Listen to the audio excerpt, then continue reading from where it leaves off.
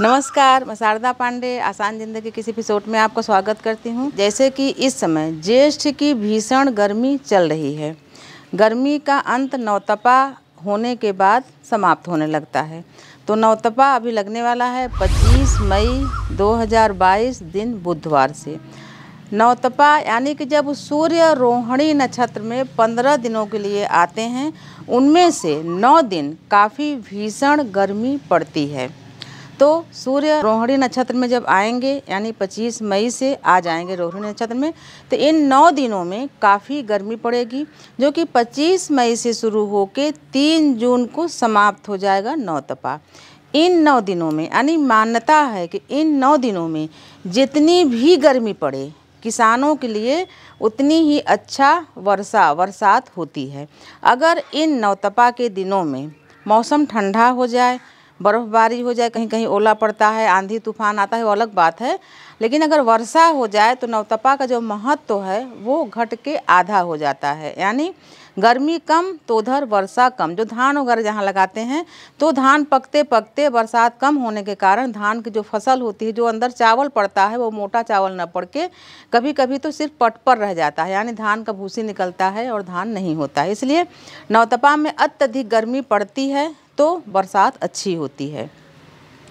इन 9 दिनों में या मान लीजिए अत्यधिक जब गर्मी पड़ती है, यानी अक्षय तृतीया से ही अत्यधिक गर्मी पड़ना शुरू होगी, नवतपा तक बहुत गर्मी पड़ती है।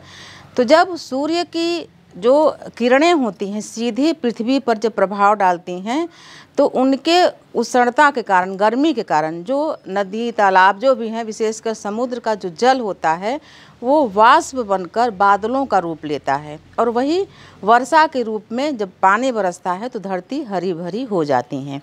इसीलिए जब ये गंगा दशहरा जो होता है उस दिन खेतों में अग्नि प्रज्वलित करते हैं शाम के समय, और इंद्रदेव से प्रार्थना करते हैं कि भगवान, जो ये अग्नि हम जला रहे हैं ऐसे ही हम लोग भी गर्मी से तड़प रहे हैं, अब आप पानी बरसे। तो दशहरा के बाद पानी का बरसात का शुरू हो जाता है।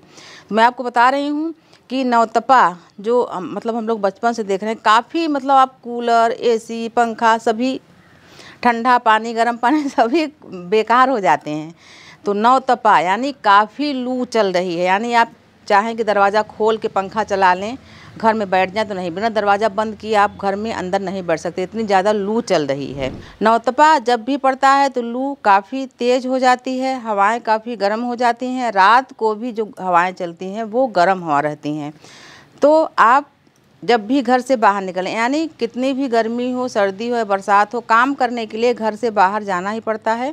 तो अगर हो सके तो जो भी कार्य, अगर ड्यूटी के अलावा, बिजनेस के अलावा कुछ भी घर का जो कार्य होता है वो सुबह या शाम कर लें, दोपहर में न निकलें। दोपहर में घर से निकलना अति आवश्यक हो ही तो सूती हल्के रंग के वस्त्र पहने, शरीर पूरी ढकी होनी चाहिए। नाक और कान से ज़्यादा लू लगती है, इसलिए जैसे ठंड भी नाक और कान से ही लगती है, तो नाक और कान भी बंद रखें। हाथों में सूती दस्ताने होते हैं वो पहने, नहीं तो काफ़ी हाथ जो बाहर निकले रहते हैं तो काले पड़ जाते हैं, काफ़ी हाथों में झुर्रियाँ हो जाती हैं। हाथ भी ढक के रखें और आँखों पर काले चश्मा, जिससे कि सन ग्लास चश्मा होता है जो, वो लगाएं, क्योंकि बहुत तेज़ धूप है, धूप के कारण आँखें भी चौंधियाने लगती हैं। और जब भी घर से बाहर निकलें तो जौ और सत्तू का घोल, यानी जो सत्तू होता है उसको आप घर में भी बना सकते हो। जौ और चना का घोल, जौ और चना को आप भून लीजिए घर में ही। ये काफ़ी औषधीय पूर्ण आपको मैं बता रही हूँ उपाय। घर में ही कढ़ाई में भून के उसका भूसी उतार के उसका मिक्सी में चूर्ण बना लीजिए सत्तू जैसे, और 1 गिलास ठंडे पानी में जौ और चना का जो बता रही हूँ घोल उसको मिलाएं, थोड़ा सा काला नमक, भुना जीरा मिलाएं और उसको पी लें।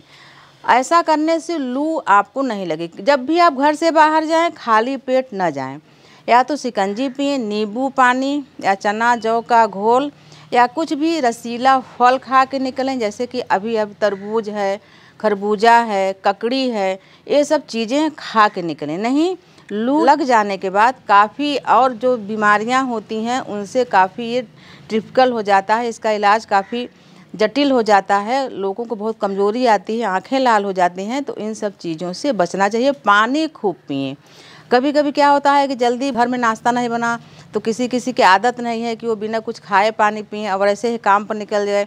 काम पर निकलने के बाद उनको यहाँ वहाँ कुछ देर हो गई, फिर आने के बाद वो बीमार हो गए। तो इन सब चीज़ों से बचें, बच्चों को भी बचाएं। जो बूढ़े से आने हैं उनको तो बिल्कुल घर से बाहर न निकलने दें। जो कामकाजी हैं वो ऐसा ही करें। मैं बहुत दिन से चाह रही थी कि सत्तू का वीडियो भी दूं, लेकिन मैं नहीं दे पाई। अगर हमको मिलेगा समय तो जो ये सत्तू का घोल बता रही हूँ घर में आपको मैं बना के दिखा दूंगी। ये बहुत उपयोगी है। पहले के लोग इसको करते थे। और कच्चे आम का पना में भी जैसे जल जीरा बोलते हैं उसको भी पिएं, जिसमें काला नमक का उपयोग और भुना हुआ जीरा का उपयोग काफ़ी करें। तो मैं आपको बता रही हूँ कि इस नवतपा की गर्मी से, लू से आप कैसे बचें और नवतपा का क्या प्रभाव होता है। जो गर्मी पड़ती है किसानों के लिए, वर्षा के लिए काफ़ी अच्छा होता है। नवतपा हमेशा जून के महीने में जब सूर्य रोहिणी नक्षत्र में जाते हैं तभी पड़ता है 9 दिनों तक। वैसे रोहिणी नक्षत्र में सूर्य जी रहते हैं 15 दिनों तक। तो मैं आपको बताई हूँ नवतपा का प्रभाव और नवतपा के गर्मी से बचने के लिए सब चीज़ें, जैसे कि खाने में आप प्याज, ककड़ी, ये सब चीज़ें सलाद में ज़रूर खाएं। तो ये सब चीज़ों से पेट भरा रहेगा तो आपको बाहर से कुछ भी धूप या जो लू होती है ये कम असर करेगा और नहीं लगेगा। शरीर ढकी होनी चाहिए। सूती कपड़े पहने जिसमें हवा आती जाती रहे और ठंडा रहे। उसी तरीके से मैं कुछ कुछ सलाह भी देती रहती हूँ। जैसे कि अभी जो इतनी, पहली बात तो गर्मी है, उसी में बेटे या बेटियों का विवाह भी अगर जो करते हैं तो ये गलत होता है। क्योंकि जितने भी आप मेहमानों को बुलाते हैं वो दूर दराज से आते हैं गर्मी में, तो उनको काफ़ी दिक्कत होती है। इसीलिए जब भी आप बेटी या बेटा का विवाह करें या कोई ऐसा कार्यक्रम करें तो ठंडे मौसम में, यानी नवंबर से लेकर मार्च तक में करें या ठंडा रहे। भीषण गर्मी में कोई भी शुभ कार्य जब आप करते हैं तो मेहमानों को दिक्कत होती है। आपके यहाँ मेहमान आते हैं तो आपको दिक्कत होती है। उनको सुख सुविधा उतना नहीं हो पाता या नहीं मिल पाता जितना मिलनी चाहिए। और कई घरों में देखी हूँ जिसके यहाँ विवाह पड़ा रहता है और भीड़ होती है, तो न चाहते हुए भी, यानी हम बहुत देखभाल करते हैं मेहमानों का और घर वाले भी अपना देखभाल करते हैं, फिर भी मेहमान भी बीमार हो जाते हैं और घर वाले भी बीमार हो जाते हैं। क्योंकि जब भीड़ होती है तो भीड़ से भी गर्मी बढ़ती है। भोजन में, हर चीज़ में मतलब लापरवाही हो जाती है। समय से नहीं खाया, कोई बीमार है तो समय से नहीं खाया तो बीमार हो जाते हैं। अब अगर थोड़ा मौसम ठंडा रहे, उसमें विवाह, गृह प्रवेश, गौना, जो भी आप सगाई वगैरह करें तो लोग उसको एंजॉय करते हैं, उसमें खुश रहते हैं, बीमार कम पड़ते हैं, उनको यात्रा में तकलीफ़ कम होती है। तो मैं सभी को यही सलाह दूंगी कि अभी इस साल तो जो आप कर रहे हो कर लो, लेकिन आगे से जब भी विवाह वगैरह करें तो ठंड मौसम में, यानी गुलाबी ठंड मौसम रहे या बहुत ठंड भी रहे तो कोई दिक्कत नहीं है। ठंड में लोग बीमार नहीं पड़ते, गर्मी में बीमार पड़ते हैं।